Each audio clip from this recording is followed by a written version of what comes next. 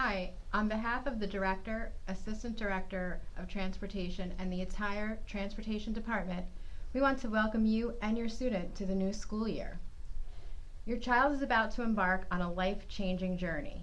It really does take a village to raise a child, and safety on and around the school bus is a vital part of guaranteeing a positive educational experience. As transportation professionals, we take our job very seriously, and we cannot be successful without help from you, the parents.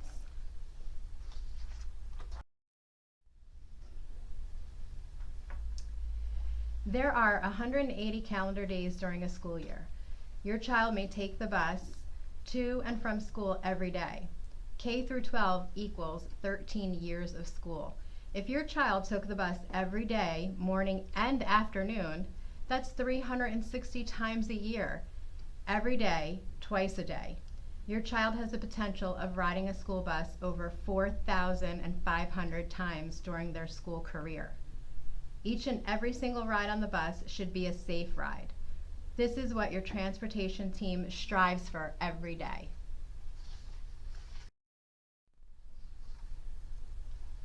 It can be very hard to let your child go on the first day of school.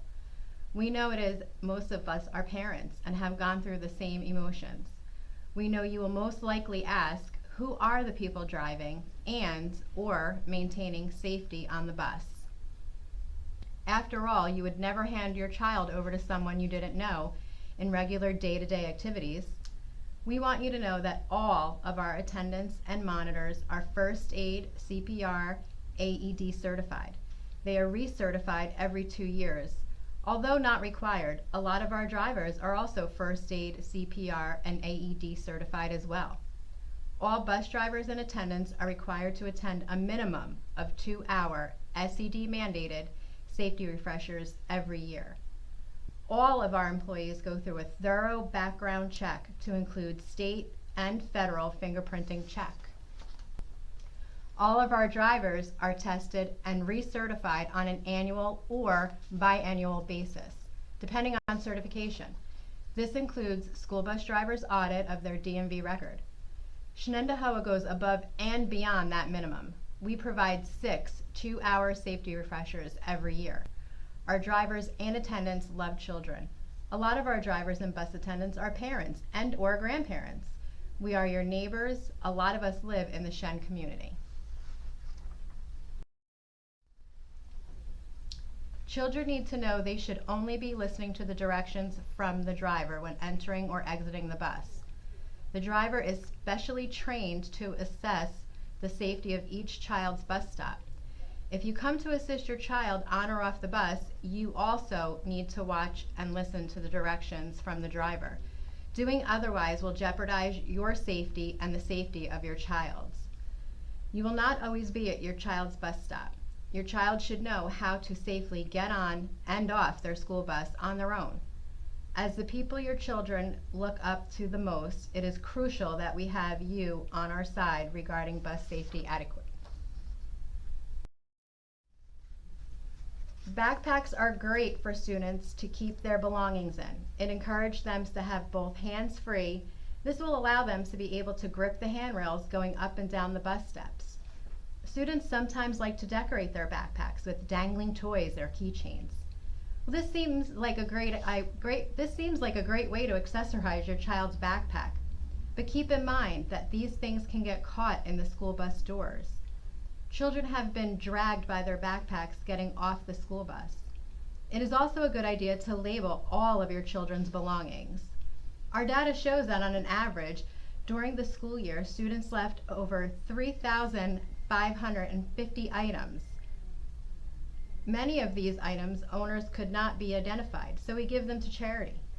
Drivers and attendants often come across items that have been left behind on the bus. It makes getting things back to your child so much easier if we know who they belong to. Although seatbelts are not mandated on school bus that are more than 10,000 pounds in New York State, we strongly recommend that all students wear one. Seatbelts not only help keep your child safe, they all help them keep them in their seat and out of trouble. Seatbelts are mandated on buses which weigh less than 10,000 pounds. Again, we ask you to have your child voluntarily wear their seatbelt on the bus just as they do in your car. When an unbelted child is hanging out of their seat and the bus turns a corner, more than likely the child would slide out of their seat. This can cause the child to become frightened and in some cases may cause injury. Our seatbelts are very child-friendly. It is simple buckle that is easy to use. The COVID-19 experiences taught us the importance of siblings sitting together and the importance of seat assignments. We ask you to please explain to your children ahead of time that all the drivers and attendants will be enforcing seat assignments. We expect the same behavior on the bus as we do in the classroom. It is also important that they show students should not touch each other. For the safety and cleanliness of all the buses will be wiped down and sanitized every morning and afternoon. Common touch points such as seat belts, seats, and handrails will receive special attention. Children will also have assigned seats throughout their school years. This also cuts down the amount of different children sitting in the same area. Please be at your bus stop 10 minutes before your scheduled pickup time. A child should never run after the bus when it is moving. The danger zone near a bus is 15 feet from the front, back, and sides of your bus. You never want to be in the danger zone of a moving bus. The driver cannot see you. It is very important to understand the driver's signal when boarding or exiting the bus. When the bus is completely stopped and the door is open, that is the time the child may move towards the bus. A child should never walk towards a moving bus. When there is more than one child at a bus stop, it is best to wait in a single file line at least 10 feet away from the road. This is also a good time to teach children social distancing while waiting for the bus. Children must never, if they are not out in time to meet the bus, run after a school bus that is moving.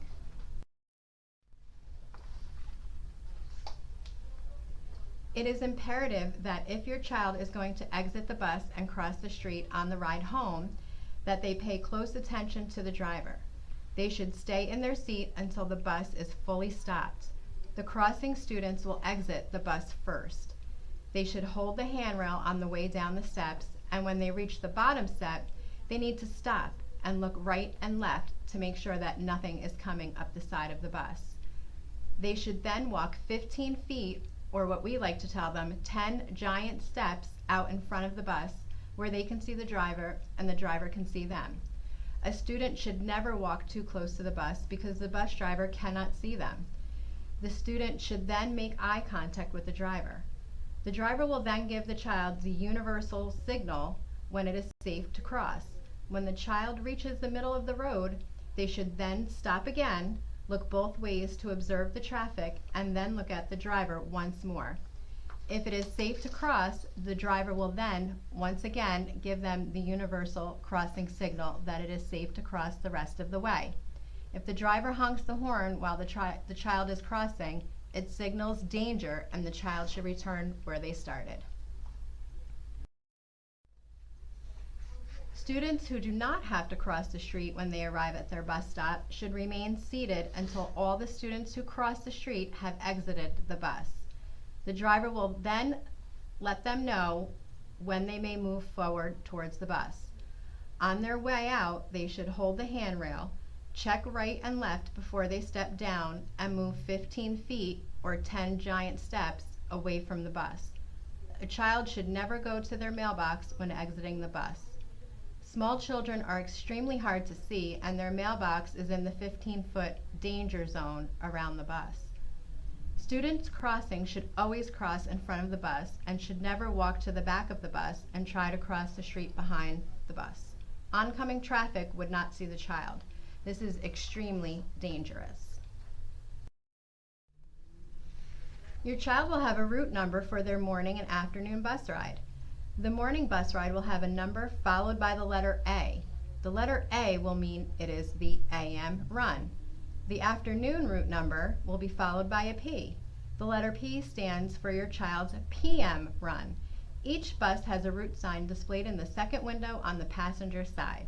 Sometimes a bus will be out of service for maintenance and your child will ride a different bus with the same driver and/or attendant. This is why the route number is important than the bus number.